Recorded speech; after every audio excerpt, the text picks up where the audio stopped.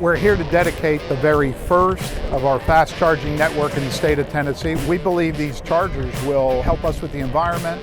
It'll help electrify the economy, reduce carbon, save people money, and hopefully make Tennessee the #1 producer of EVs in the country.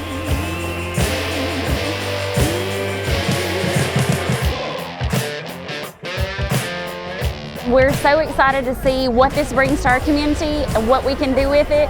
Our site is actually already prepared to add 2 more if this goes well here in this location.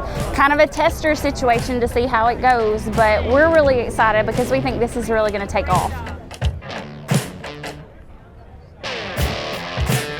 I think the fact that Martin is relatively rural, you know, a nice college town, a beautiful, beautiful town, where the urban centers already have a lot of these charging stations and features, and it's really easy to drive that. Now we're coming to a rural community.